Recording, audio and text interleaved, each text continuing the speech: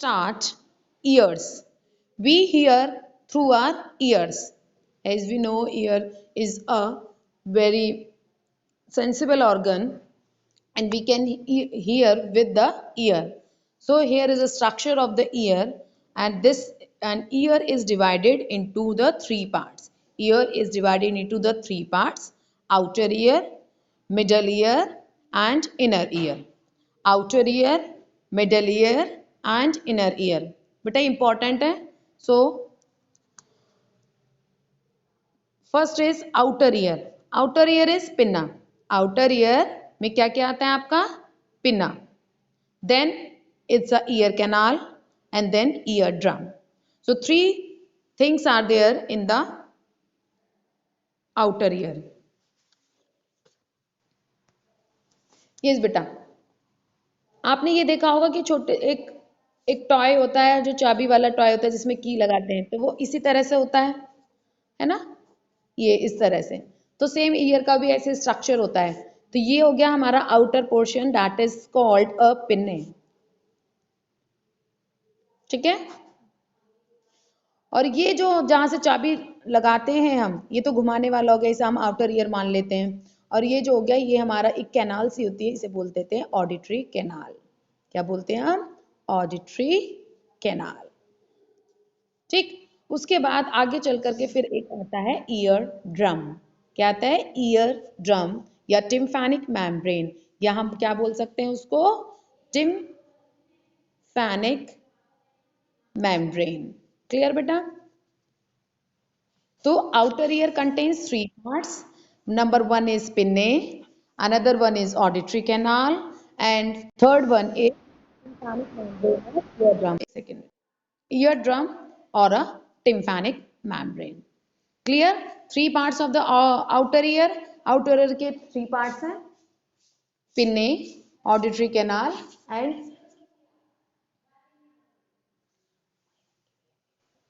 मेरे उस पर रखी हुई है. कहाँ? ये जहाँ मेरे हाँ नहीं है. हाँ ये तो कौन सी क्लास में ले रही है? हाँ ये तो मैंने कर दिया था. ये हाँ तुम बच्चे इसे कह रहे ईयर बना रहे हैं.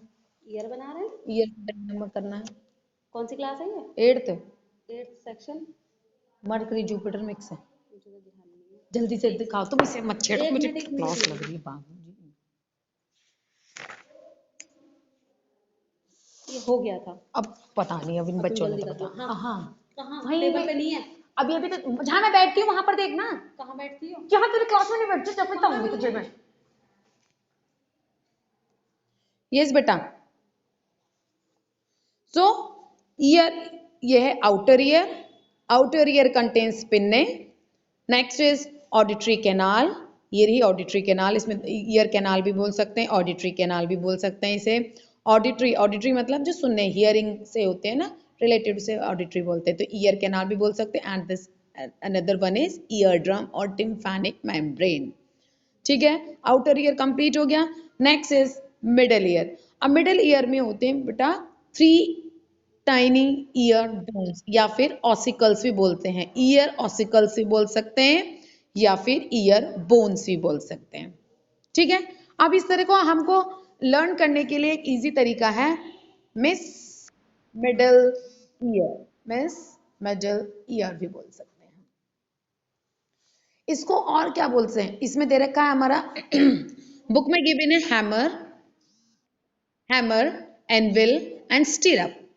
बट इनके जो नाम है वो क्या है? Malleus, M for malleus, I for incus, S for stapes. Malleus, incus, stapes इनके रियल नेम है. ये तो इनके, ये जो यहाँ पर जो गिवन है बुक के अंदर, ये इनकी शेप है, शेप गिवन है. क्लियर बेटा? ये जो है वो शेप गिवन है, ये इनके नेम नहीं है. नेम हमारे क्या है? नेम हमारे हैं M for malleus, incus and S for stapes. समझ आ गया? मैलस, इंकस और स्टेप्स, ये इनके क्या है? इनके नेम है. मैलस, इंकस एंड स्टेप, ये मिडिल ईयर के नेम है. इसके अंदर 3 ऑसिकल्स होते हैं, 3 ऑसिकल्स. ठीक है बेटा? और ये जो दे रखा है ये तो हमारा क्या है? ये हमारी शेप है, ये हैमर शेप में. सबसे पहले ये आता है, ये है हैमर शेप। जिस तरह से इस तरह से हमारा हैमर होता है, तो यही ही शेप है इसकी। किसकी? यहाँ पर जो हैमर लिखा हुआ है, हैमर। नेक्स्ट है एनविल। एनविल आखिर कहती किसे हैं? देखिए बेटा, एनविल कहते हैं, एनविल होती है ये वाली शेप, ये होती है एनविल शेप, इसे बोलते हैं हम एनविल। तो एक मिनट, 11th क्लास ह्यूमैनिटीज के बच्चे। मैडम को दिखाओ ना, मुझे मत दिखाओ, जल्दी जाओ। यस बेटा, ये है हमारा एनविल। एनविल शेप किसे कह सकते हैं हम? देखिए बेटा, एनविल आपने ये देखा होगा, ये शेप कहीं देखी है आपने? ये शेप है एनविल शेप, ये एनविल इसे बोलते हैं हम। ये कहाँ देखी होगी? ये कॉबलर के पास देखी, जिससे हम ठोक पीट करता है ना कॉबलर, अपने शूज को रख करके, हमारे शूज को रख करके इसके जो मरम्मत करता है, ये एनविल। ये एक समझ लीजिए लोहे का, आयरन से बना होता है ये। तो ये शेप को हम बोलते हैं एनविल। क्या बोलते हैं? एनविल। तो सेम एज इट इज ये भी एक शेप है एनविल, इसीलिए इसका नाम एनविल रखा गया है। जो इंकस है, इंकस का नाम एनविल इसलिए रखा गया क्योंकि इसकी एनविल की शेप है। एनविल कहते हैं एक ब्रॉड सा आयरन से बना हुआ ये स्ट्रक्चर। ठीक है। नेक्स्ट है हमारा स्टीरअप। स्टीरअप किसे कहते हैं? देखिए, जब हम है ना कोई भी हॉर्स राइडिंग करते हैं, तो देखा होगा जो उसके ऊपर शैडल डला होता है, हॉर्स के ऊपर जो शैडल डला होता है, तो जब हम उसके ऊपर चढ़ते हैं तो उसमें अपना शूज रखते हैं। देखा होगा ना, शूज लगाते हैं इसके अंदर जब भी हम हॉर्स राइडिंग करते हैं। तो इसको बोलते हैं हम स्टीरअप। क्या बोलते हैं? स्टीरअप। वैसे नाम क्या है इसमें? स्टीरअप तो शेप हो गई, मतलब उसको रखा गया जिस शेप की तरह होते हैं उनका नाम ऐसे ऐसे रखा गया। ये हैमर शेप हो गया तो इसका नाम हैमर रख दिया, ये एनविल शेप हो गया एनविल रख दिया, ये स्टीरअप शेप हो गया तो इसका नाम स्टीरअप रख दिया। अदरवाइज इनका नाम है malleus, incus and stapes. Clear students? तो this is our middle ear. देखिए, तो 3 पार्ट्स आउटर ईयर में थे, एक पिन्ना, एक ऑडिटरी कैनाल और एक ईयर ड्रम। नेक्स्ट 3 ही पार्ट्स हमारे किस में हैं? 3 ही पार्ट्स हमारे इनर उसमें मिडल ईयर में हैं। जो क्या क्या नाम है? मैलस, इंकस एंड स्टेप्स, या फिर hammer, anvil and stirrup. So 3 shapes are there. Next उसके बाद आता है इनर ईयर। इनर ईयर के अंदर इस तरह से एक स्ट्रक्चर सा होता है, जिस तरह से हमारी जलेबी होती है ना, इस तरह से कर्व शेप में स्ट्रक्चर होता है। तो इसके अंदर 2 लेयर होती है, एक बोनी होती है और एक मेम्ब्रेनियस होती है। एक बोनी होती है, ऊपर वाली जो होती है वो बोनी स्ट्रक्चर होता है, और जो अंदर वाली होती है वो होती है मेम्ब्रेनियस। क्या होती है? मेम्ब्रेनियस। मेम्ब्रेन किसे कहते हैं? जिस तरह से ड्रम के ऊपर एक मेम्ब्रेन लगी होती है, ऐसी समझ लीजिए इसके अंदर भी एक मेम्ब्रेनियस होती है शेप। ठीक है बेटा, बोनी स्ट्रक्चर होता है ऊपर वाला, कोक्लिया, इसे हम बोलते हैं कोक्लिया। कोक्लिया। ये हो गई ओवल विंडो, ये हो गई कोक्लिया, और ये हो गई हमारी ऑडिटरी नर्व्स। तो इनर ईयर के अंदर हमारी कोक्लिया और ऑडिटरी नर्व्स होती हैं। कोक्लिया में भी two types of cochleas are there. एक हो गई बोनी स्ट्रक्चर, एक हो गया हमारा मेम्ब्रेनियस स्ट्रक्चर। अंदर वाला होता है हमारा मेम्ब्रेनियस और बाहर वाला होता है हमारा बोनी स्ट्रक्चर। इसके साथ हमारी नर्व्स क्या होती हैं? जो ब्रेन से ऑडिटरी नर्व्स जो होती हैं, जो ब्रेन तक जाती हैं, ये इसके साथ अटैच होती हैं। अब मेन है कि how it works, how our ear works. तो क्या होता है? देखिए बेटा, यहाँ पर जितनी भी, जैसे कि अभी मैंने बताया कि जो साउंड होती है वो प्रोपोगेशन होती है। प्रोपोगेशन का मतलब एक दूसरे के साथ ट्रांसमिशन हो करके जाती है एयर के साथ। तो जितनी भी मॉलिक्यूल्स होते हैं वो इसके अंदर आए, जितनी भी वाइब्रेशंस हैं वो इसके अंदर, आउटर ईयर थोड़ा सा ब्रॉड होता है, जिससे कि जितनी भी आवाजें होती हैं वो सारी की सारी आराम से इसके अंदर जा सकें। इसीलिए एलिफेंट को भी बहुत ज्यादा जो साउंड है वो बहुत ज्यादा, जो बहुत फीबल भी साउंड होती है, फीबल मतलब जो बहुत माइन्यूट साउंड होती है वो भी सुनाई आती है, क्योंकि उसका जो ईयर्स होते हैं वो बहुत बड़े होते हैं। तो जितनी भी ईयर की जो साउंड है वो इसके अंदर से अंदर गई, साउंड वेव्स एंटर हेयर, यहाँ से गई, फिर ये क्या, ईयर कैनाल तक जाती हैं। यानी कि मॉलिक्यूल जब वाइब्रेट करते हैं, ये इसके जो मॉलिक्यूल्स हैं इधर जो आए थे, उसने इधर के मॉलिक्यूल्स को ईयर कैनाल को वाइब्रेट करा, फिर इसने ईयर ड्रम को, ईयर ड्रम के जो मॉलिक्यूल्स हैं वो वाइब्रेट होकर के पहले हैमर में गए, फिर एनविल में गए, फिर स्टीरअप में गए, ठीक है। अब जाकर के ये जब, अब देखिए इसके अंदर एक लिक्विड भरा होता है, फ्लूइड भरा होता है, इस कॉकलिया के अंदर क्या भरा होता है, फ्लूइड भरा होता है, लिक्विड भरा होता है। तो इसमें क्या है, अब आपने देखा होगा कि यहाँ पर तो ये ब्रॉड था और यहाँ पर पे जाकर के ये ब्रॉड से एक उसमें जाता है, ये ओवल ओवल शेप में ओवल विंडो ये दे रखी है, इसके अंदर जाता है। तो इसे थोड़ा सा क्या करना पड़ता है, थोड़ा सा हाई फ्रीक्वेंसी से जाता है। हाई फ्रीक्वेंसी से जाने के बाद क्या होता है, यहाँ से पतला होकर के यहाँ से जाता है, तो हाई फ्रीक्वेंसी से जाता है, ये अंदर लिक्विड के अंदर जाता है।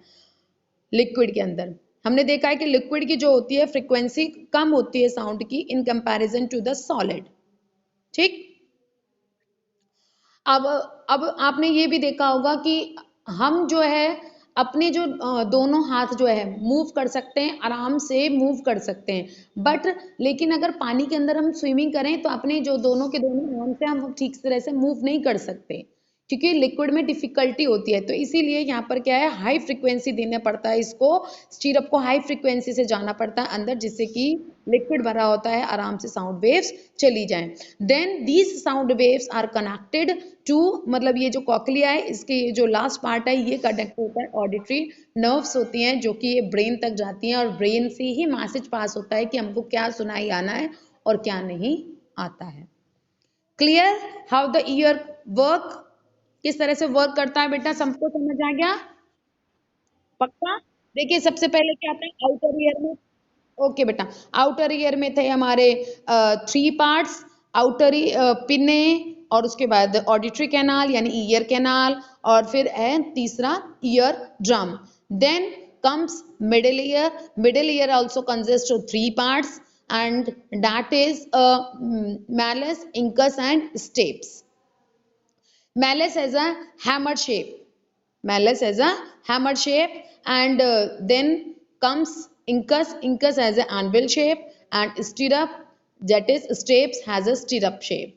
Then after this क्या होता है, ये कोक्लिया के अंदर जाता है, cochlea is filled with the fluid से फिल्ड होती है, and it is attach to the auditory nerves. तो जो भी साउंड वेव्स आती हैं यहाँ से आउटर ईयर से चल करके पहले ईयर ड्रम तक जाती हैं, फिर वाइब्रेट होता है, फिर ईयर ड्रम वाइब्रेट होता है। ईयर ड्रम किसे कहते हैं, जो कहते हैं ना कानों के पर्दे, तो वो होता है ईयर ड्रम। ईयर ड्रम पे जाकर के फिर ये हैमर में स्ट्राइक करता है, हैमर का स्ट्राइक करके एनविल में, एनविल स्ट्राइक करता है स्टीरअप में, स्टीरअप बहुत ही ज्यादा हाई फ्रीक्वेंसी से अंदर की तरफ जाता है क्योंकि इसके अंदर फ्लूइड होता है। फिर हाई फ्रीक्वेंसी से जाने के बाद इसके अंदर ये लिक्विड जो है वो वाइब्रेट करता है, और फिर then auditory nerves, and auditory nerves goes to the brain. फिर ब्रेन से ही हमको सारे सिग्नल पता चलते हैं, और कौन सी आवाज कम है ज्यादा है ये सब हमको ब्रेन से ही पता चलती है। So this is all about the years. Next देखेंगे क्या है,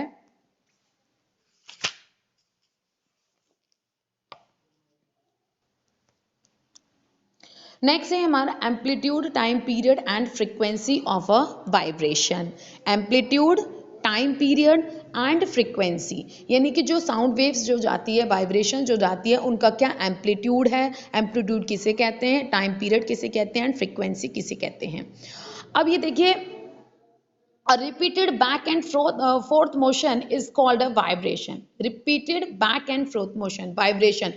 देखिए repeated back and froth, back का मतलब पहले, बैक का मतलब पहले, जैसे कि हमारा जो पेंडुलम होता है, पेंडुलम जो होता है, पेंडुलम इस तरह से हमारा स्ट्राइक करता है। क्लॉक का जो पेंडुलम है, मान लीजिए ये पेंडुलम है हमारा, तो पेंडुलम इस तरह से जाता है, ये फिर ये फिर ये, यानी टू एंड फ्रो पोजीशन में जाता है, यानी कि आगे पीछे बैक एंड फ्रोथ मोशंस में जाता है, तो इसी को हम बोलते हैं वाइब्रेशन।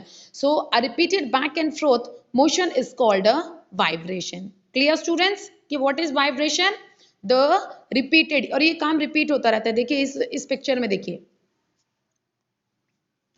इस पिक्चर में ये बॉब है, it is a metal Bob, ठीक है, मतलब पेंडुलम है और पेंडुलम की ये बॉब है, एंड इट इज ये जो है ये tied with the string, string से इसमें टाइड किया गया है।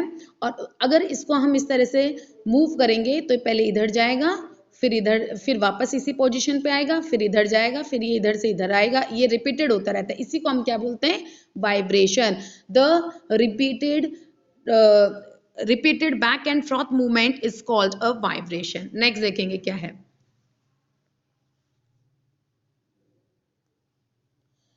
जिस तरह से हमारा स्विंग होता है, when a swing moves back and forth repeatedly we say that the swing is making a vibration. इसी को हम ऑसिलेशंस भी बोलते हैं कि वन ऑसिलेशन कंप्लीट हो गया। जैसे कि पेंडुलम का मैंने बताया था, पहले ए से बी पर गया, फिर बी से वापस ए पर गया, ए से सी पर गया, फिर सी से ए पर आया, फिर बी पर गया। तो ये जो रिपीटेड मोशन जो हो रहा है, it is called a vibrating, और you can say it's a oscillation. इसको हम क्या बोलते हैं? ऑसिलेशन। Clear students? नेक्स्ट देखेंगे। ओके बेटा, तो ये जो ऑसिलेशन है, ये जो वाइब्रेशन हुआ, यहाँ से बैक एंड फोर्थ मूवमेंट जो हुआ, तो ये जो वाइब्रेशन है ऑसिलेशन का, इसके भी क्या है? थ्री पार्ट्स हैं। क्या है? Three parts. This vibration has three part, that is a amplitude, time period and frequency. Amplitude, time period and frequency. ठीक है बेटा? Amplitude, time period and frequency. अब एम्पलीट्यूड किसे कहते हैं? देखिए, the maximum the maximum displacement of a vibrating object from its central position is called an amplitude of vibration. It means maximum. जैसे कि for example, ये जो स्ट्रिंग है, ये कहाँ तक जा सकती है? मान लो इसका मैक्सिमम डिस्प्लेसमेंट यहाँ से लेकर के यहाँ तक का हुआ, तो ये जो डिस्प्लेसमेंट है, ये जो डिस्टेंस है, जो ये कहाँ तक ये बॉब जा सकती है, वो जो डिस्टेंस है, this is called a amplitude. It means the displacement of a vibrating position from it central position से, जो उसकी सेंट्रल पोजीशन है, उससे जितना डिस्टेंस ये गेन करती है, that is called a amplitude. यानी है यहाँ से लेकर के यहाँ तक का क्या हुआ? One amplitude. ठीक है? You can say the maximum displacement of an oscillating body from its central position is called the amplitude. बताओ क्या है? द मैक्सिमम डिस्प्लेसमेंट, यानी कि जो मैक्सिमम डिस्टेंस जो कवर करता है फ्रॉम कोई भी ऑसिलेटिंग ऑब्जेक्ट। ऑसिलेटिंग का ऑब्जेक्ट का मतलब, यहाँ पर मैंने पेंडुलम का एग्जाम्पल ले रखा है, तो यहाँ पेंडुलम वाइब्रेट कर रही है। ठीक है? तो ये जो है, यहाँ से जो मैक्सिमम डिस्टेंस है, इसी को हम बोलते हैं एम्पलीट्यूड। ठीक है? अब दूसरा देखेंगे, एक और चीज है, एक और चीज है ना इसमें, वो करती है, we can decrease the amplitude of vibration by releasing the pendulum bob from a smaller height. अगर इस पेंडुलम की हाइट को अगर हम यहाँ तक छोटा सा कर देते हैं, इसकी हाइट को, क्योंकि हम तो एक स्ट्रिंग बांधते हैं इसके अंदर, तो क्या होगा? इसकी जो स्ट्रिंग है, इसकी जो वो है हाइट, यहाँ तक ही जाएगी, और अगर ये लंबा जितना होगा वो उतना ही दूर जाएगी। इसका मतलब क्या है? अगर हाइट कम होगी तो हमारा एम्पलीट्यूड भी कम होगा, यानी डिस्प्लेसमेंट कम होगी, डिस्टेंस कम होगा। और अगर बॉब, ये जो स्ट्रिंग है, ये अगर ज्यादा होती है, यानी हाइट इंक्रीज करते हैं, तो उतना ही डिस्टेंस ज्यादा होगा। क्लियर? नेक्स्ट है टाइम पीरियड। अब टाइम पीरियड किसे कहते हैं? It means the time taken by a vibrating object to complete one vibration is called its time period. It means जितना टाइम पीरियड इसको बॉब को यहाँ से इधर तक जाने में जो भी टाइम पीरियड लगता है, the time taken by completing one vibration is called a time period. मतलब वही टाइम पीरियड, जितना टाइम जो यहाँ से लेकर यहाँ तक में एक ऑसिलेशन करने में, यानी कि एक वाइब्रेशन करने में जितना टाइम लगता है, उसको बोलते हैं हम टाइम पीरियड। क्लियर बेटा? What is amplitude and what is time period? यानी कि ये जो डिस्टेंस है वो तो हो गया एम्पलीट्यूड, और जितना इसको टाइम लगता है, तो वो हो गया इसका टाइम पीरियड। नेक्स्ट देखेंगे, नेक्स्ट क्या है? Next is the frequency of vibration. Frequency of vibration, देखो फ्रीक्वेंसी क्या होते हैं? The number of vibration made in 1 second is called the frequency of vibration. यानी कि जो वाइब्रेशन 1 सेकेंड में जितनी वाइब्रेशन होगी, वो उतनी ही उसकी फ्रीक्वेंसी होगी। 1 सेकेंड में जितने ऑसिलेशन, यानी जितने वो चक्कर लगाएगा 1 सेकेंड में, वो उसकी फ्रीक्वेंसी कही जाएगी। समझ आ गया? What is frequency? 1 सेकेंड में the number of vibration made in 1 second is called is frequency. ठीक है बेटा? नेक्स्ट देखेंगे अब।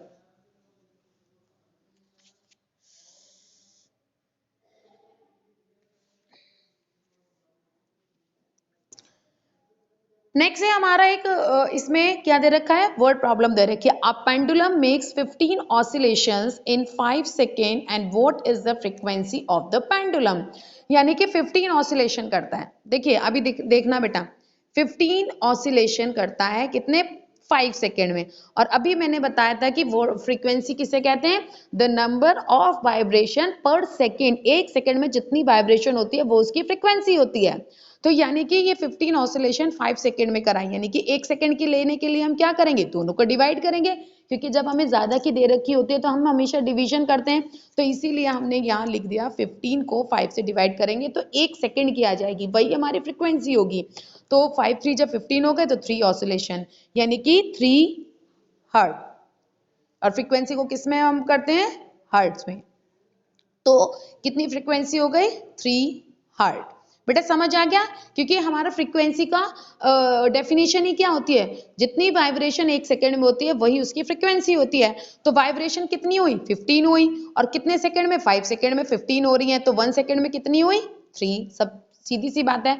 जब 5 सेकेंड में 5 ऑसिलेशन हो रहे हैं तो 1 सेकेंड में कितने हुए, 3। तो 3 इसकी क्या होगी, फ्रीक्वेंसी होगी। और frequency is always measured in hertz. ठीक है, आए समझ में बेटा। ओके, ओके बेटा। And the very low frequency sound produce by vibrating simple pendulum can not be heard by our ears. क्यों, क्योंकि जिसकी बहुत ज्यादा लो होगी वो हमारे कानों तक नहीं पहुंच पाएगी। क्यों, क्योंकि जो हमारे जो ईयर्स होते हैं वो कितनी, एटलीस्ट 20 हर्ट्ज तक ही सुनाई आता है। एटलीस्ट 20 होना चाहिए, मैं मैक्सिमम तो हो सके लेकिन मिनिमम क्या है, 20 होना चाहिए। एक सेकेंड बेटा। हाँ शिवम।